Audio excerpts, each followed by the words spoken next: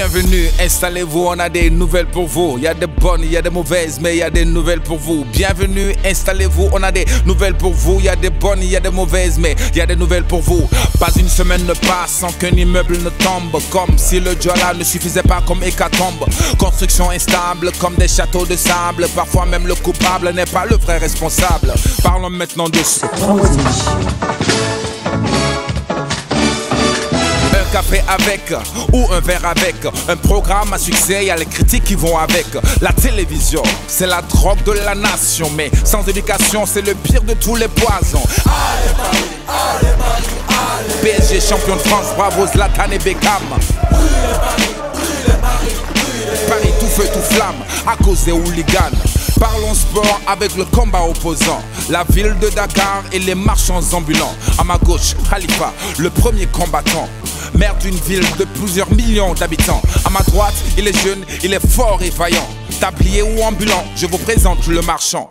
L'un, élu désigné par la communauté. Pour un mandat de 5 ans, mène un combat légitime. Mais l'autre fait partie de cette même communauté. Opérateur économique informel, c'est lui la victime. Le marchand ambulant, est-il un mal nécessaire? D'un certain point de vue, c'est un mal nécessaire.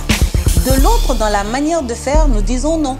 Nous disons non parce qu'un ambulant, normalement, il déambule, il n'est pas figé, il n'est pas fixe, il n'est pas non plus encombrant. Ce sont quand même des êtres humains, ce sont des personnes comme vous et moi qui méritent le respect et on ne se doit pas quand même de les regarder comme si c'était des encombrements humains, ce qui est inadmissible. La mairie quand même se doit de nous doter d'une capitale digne de ce nom. Mais à ce moment-là aussi, le politique, je l'interpelle parce qu'on ne peut pas créer une agence nationale d'appui aux marchands ambulants, Anama, et un Anama Anamou, parce que Anama n'est pas là. Donc c'est pour ça que nous avons demandé à ce que les gens se remettent sur la table, que les maires discutent et qu'on invite aussi la population. Le débat est campé, on reviendra sur ce sujet dans d'autres éditions. Ne zappez surtout pas, le Wolof c'est dans un moment, l'information sans chichi.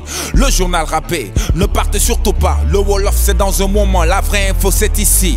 Le journal rappé. jage si leen déglu leen am nañ xibaar indi leen yi neex yéen naqari waaye yëppay jëm ci yéen jage si leen déglu leen am nañ xibaar indi leen yi neex yéen naqari waaye yëppay jëm ci yéen ku dul jóg ci def doo jóg ci gis sénégalais optimiste foog ñu xaar mu lakk xëm ñu wuti ndox mi soog ci wis beneen tax ne réel ma ba fële ca VDN ba non dootul nen nag mel na ni lii leneen la ay jinne la wër di daaneel kër yi kuy tabax génneel sarax buñ ko jiñ entrepreneur yi bii nag kenn deewu caw teg ba woon ca wakaam nañu xaar beneen daanu xool ñaata mor la war am un café avec espèce ou théâtre le café gu naqari lool ñëw ak une plainte avec député bañ naan Thierno Sy ne wane wuñ ci lu rafet ndax yéen ñuy wax ak di ko def promotion bon la rek monsieur le député une minute waaye yéene nag day yegg nañu wax ci filmu tubaab yi ak télé ya muy jàllee laalante geeg foonante gi mel ni tuleeg male suñu bëggee yiw ci télé bi kon lépp la ñu segg ñu dem ci tàggat yaram PSG champion de France gëjoon nañoo gagné xamatuñu nu ñu feetoo seen mbégte coow la àndal fu mer gi bàyyeekoo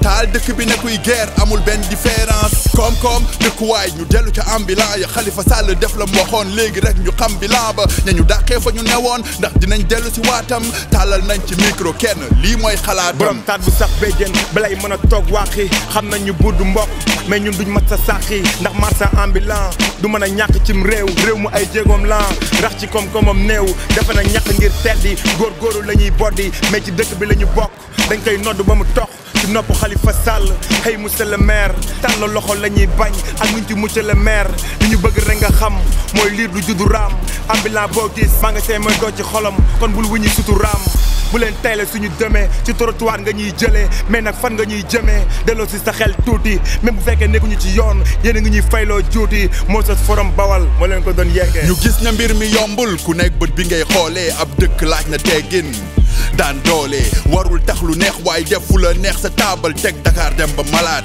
dinañ ci dellu si waat journal rappel la woon xibaar yu wóor te leer Moussa Xuman Moussa Keyti xibaar yu wóor te clair dox daje ci ayu bés xibaar yu wóor te clair fileeg booba ñi ngi taataani xibaar yu wóor te leer ñoo ngi ñëw di get down ñoo ngi ñëw di get down xibaar yu leer ñoo ngi ñëw di get down ñoo ngi ñëw di get down xibaar yu clair